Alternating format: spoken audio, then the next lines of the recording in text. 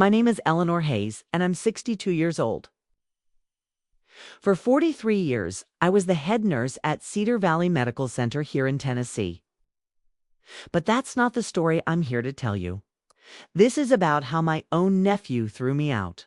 Like yesterday's newspaper, never knowing I was sitting on a fortune that would make his jaw drop.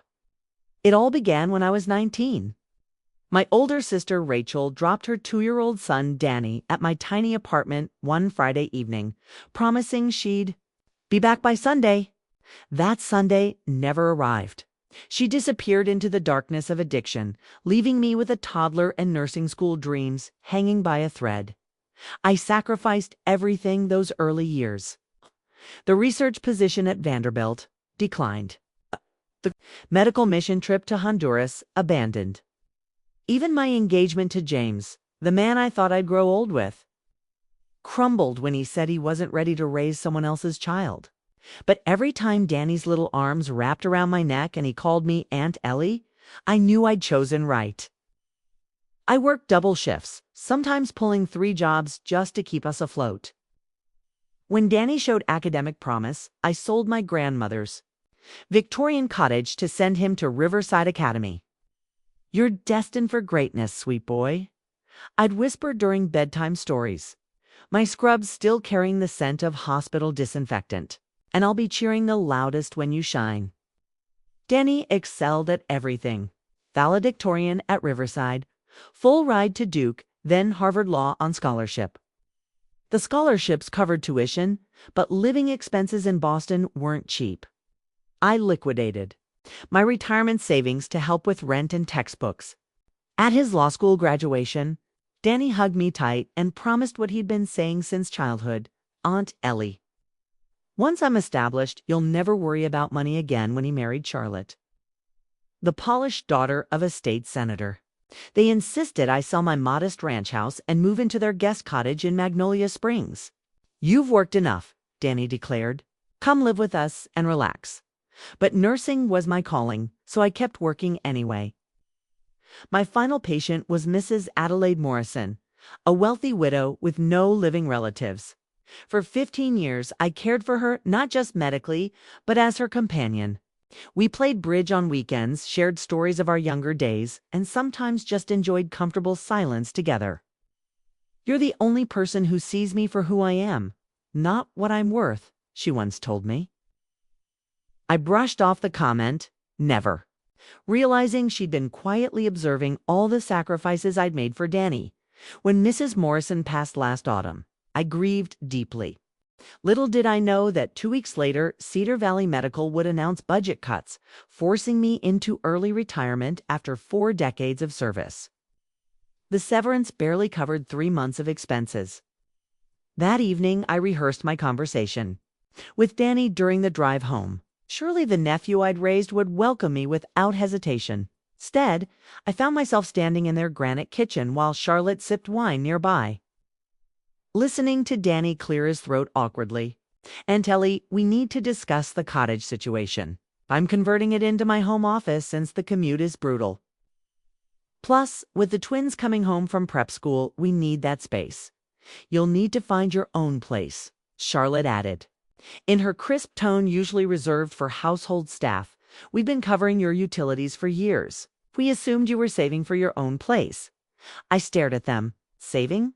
On a nurse's salary that's been paying for birthday gifts, holiday presents, and helping with your girls' expenses?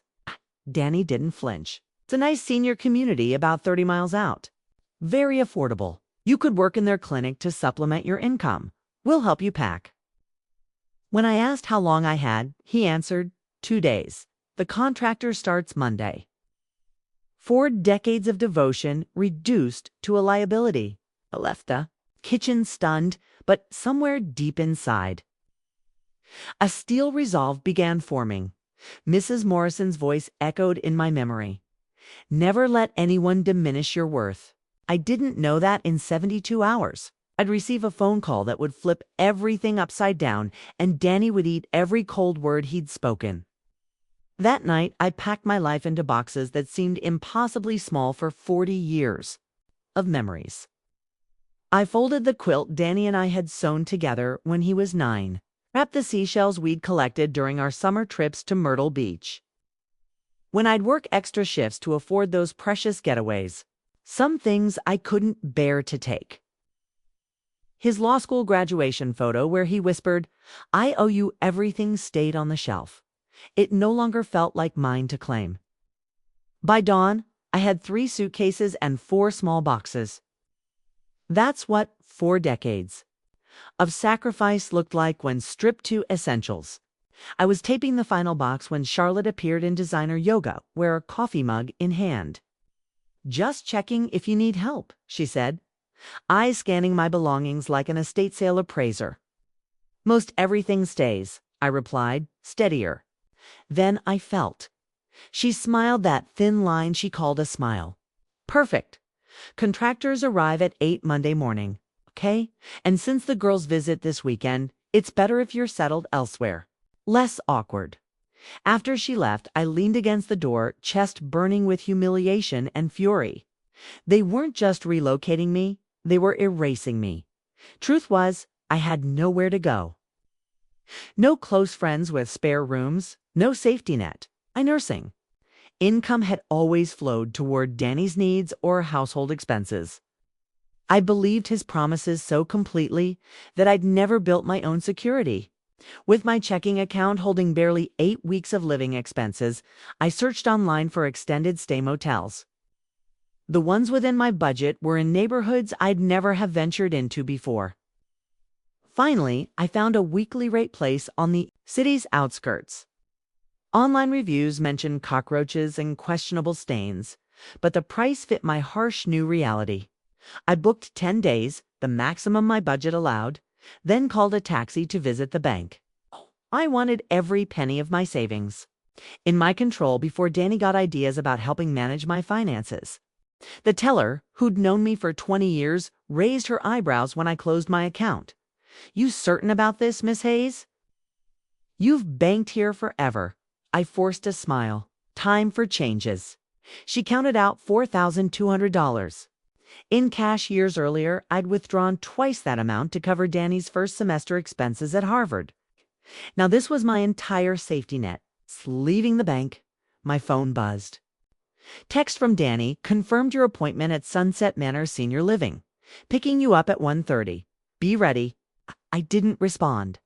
Instead, I found a quiet cafe downtown, ordered the cheapest coffee available, and sat by the window watching people rush past with purpose and destinations. I had neither. My phone rang. Unknown number. "This is Eleanor Hayes," I answered cautiously. "Miss Hayes, I'm Robert Mitchell, executor of Adelaide Morrison's estate. I've been trying to reach you. We need to meet urgently." "You're named as a beneficiary in her will." I froze. There must be confusion. She had no family. I assumed everything went to her foundation. "No confusion," he assured me. "Mrs. Morrison was very specific. Can you come to my office tomorrow morning?" I agreed, though I figured it was probably a keepsake. Maybe her bridge set or one of her beloved mystery novels? When I returned to the cottage that evening, Danny stood in the driveway. "Keys ready?" "You ignored my text. We need to leave for the senior center." "I'm not going," I said firmly. His head snapped back. "What do you mean? We discussed this."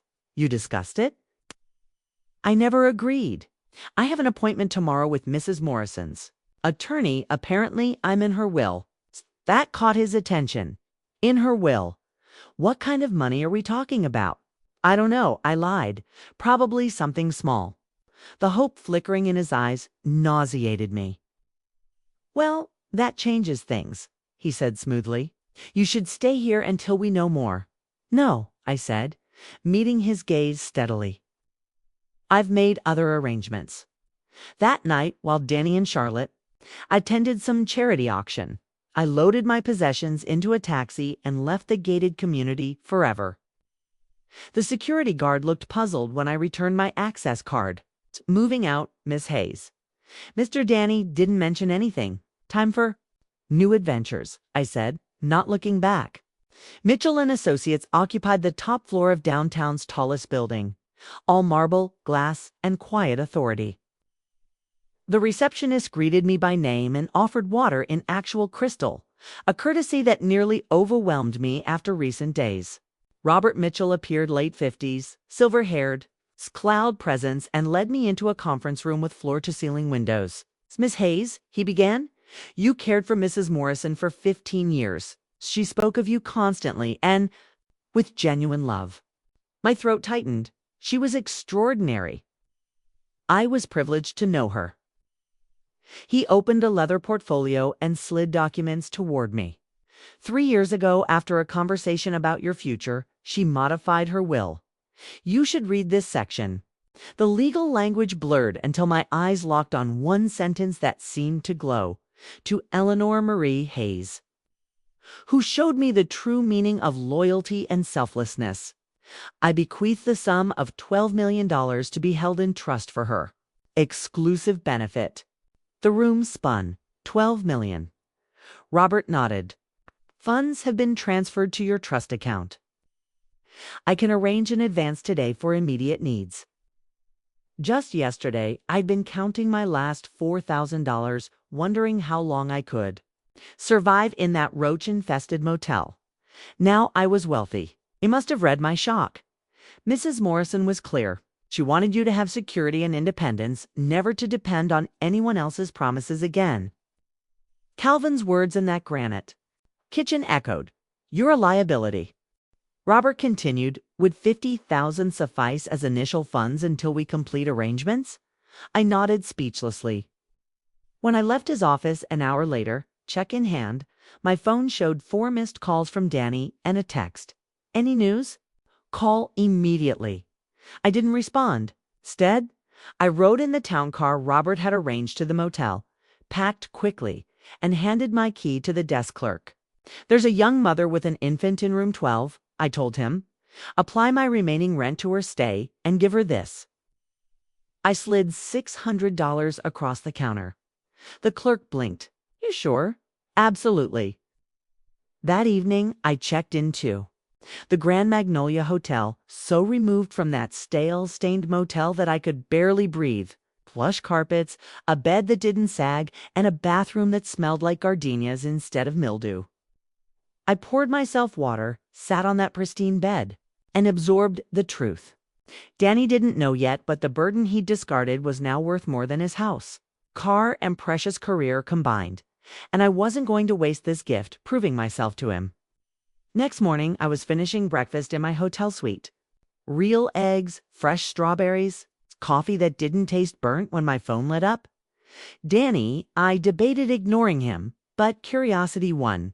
"Aunt Ellie's voice was performed concern mixed with control. "I've been worried sick. Where are you? Are you okay?" "Fine," I said evenly. "I'm staying somewhere while I organize my plans." "With what money?" The slip was quick but revealing. "I have enough," I said. "The meeting with Mrs. Morrison's attorney went well." Pause. "So she left you something, an annuity, a few thousand?" "It was generous," I replied without elaborating. "It's enough that I won't need any senior facility." He pivoted immediately. "That's wonderful news. Listen, Charlotte and I feel terrible about how things happened. Why don't you come back to the cottage? Or we could convert the study for you after the office renovation." I almost laughed. 3 days ago, they'd cleared me out like unwanted furniture. Now, catching money's scent, they wanted me back under their roof. In the study, no less. "That's unnecessary," I said. "I'm making other arrangements." "Other arrangements?" "Aunt Ellie, let me help." "Huh?" "I handle investments for clients daily. I could save you thousands in fees." "Danny," I said, voice calm but edged, "I've already hired financial advisors. I've also engaged a real estate agent. I'm viewing homes tomorrow." His silence mixed confusion with calculation. He'd never known me to make decisions without his approval. When he finally spoke, the smooth tone was gone. "So you're shutting me out?" "No," I said. "I'm establishing boundaries." There's a difference. The following week, after finalizing trust paperwork and meeting my new advisors. I toured properties with Sandra Chen, a luxury rental specialist. The third house we saw, a two-story colonial in Oakwood Heights with stained glass windows, and a garden full of magnolias, felt like it had been waiting for me. "I'll take it," I told Sandra. "Furnished temporarily." 2 days later, I sat in that garden with tea when Danny called again. "This is ridiculous," he started without greeting. "We're a family. You can't just vanish and cut me off." "Family?" I repeated slowly. "You mean the kind that calls you a liability and gives you 48 hours to leave?" He sighed. "I was stressed. I didn't mean it that way." "You meant it exactly that way," I said. "And now I'm doing exactly what I mean. Living my life without being managed or discarded by you." Silence, then sharper. "So that's it? After everything I've done for you?" The laugh surprised me. "Everything you've done for me, Danny? Everything you have is built on what I did for you. I never asked for repayment, only respect. You showed me exactly where I stood in your life. I believed you." Before he could respond, I ended the call. For the first time in decades, I felt it. The click of a door locking from my side. 2 weeks later, I sat in the corner office of Patricia Stone, a sharp EXPERIENCED estate attorney my financial advisor recommended. She didn't waste time. "First," she said, sliding a legal pad toward me, "we'll restructure your will. Second, we'll review every account to ensure your nephew has no legal access to your assets. Third, we'll address the house he lives in, the one you paid for." I told her everything. How I'd sold my grandmother's cottage for the down payment. How every mortgage payment for 12 years had come from my account. And how the deed was in Danny's name for estate planning purposes. Patricia's eyebrow arched. "That's not estate planning. That's control. We can build a strong case that you're the beneficial owner." "I don't want to take the house," I admitted. "I just want him to acknowledge the truth that it was mine. Before it was his." Her smile was thin but approving. "Then we'll use the law to make him put that in writing." 3 weeks later, Danny and I sat across from each other in Patricia's conference room. He'd brought an attorney. The polished family man act was gone. His jaw was rigid, his eyes cold. Patricia opened with evidence: bank records, payment, histories, the original purchase agreement. Then she slid the proposal forward. Danny would sign a notarized acknowledgement that I had paid for the house completely, from down payment to final mortgage installment. In exchange, I would sign a quitclaim deed releasing any future property claims. He bristled. "So you don't want the house or money, you just want me to admit it." "That's it," I said. "Just the truth." His eyes flicked to his lawyer. They whispered. He finally said, "Fine." When he signed, his pen hesitated at the sentence naming me as the sole financial source for his home. Our eyes met. For a split second, I saw it. Not remorse, but shame, quickly buried. The notary stamp clicked down, sealing more than a document. It sealed the shift in our dynamic. 6 months later, I sat in the magnolia-scented garden of my colonial home, sipping coffee and reading a report from the Adelaide Morrison Foundation. The rural healthcare initiative I'd helped launch was already transforming lives. More clinic access, better preventive care, fewer delayed diagnoses in underserved communities. A knock at the door. My housekeeper brought in a young woman, tall, nervous, but with familiar eyes. "I'm Sophie," she said, almost timidly. "Danny's daughter." "My dad doesn't know I'm here." We sat, she fidgeted with her purse strap. "I found the papers, the ones saying you bought our house. He never told us. He always said it was his." I didn't respond immediately. She took a breath. "I'm not going to law school like he wants. I'm applying to nursing school. I want to do something real, something that helps people. And I was hoping you'd help me figure it out." I stared at her.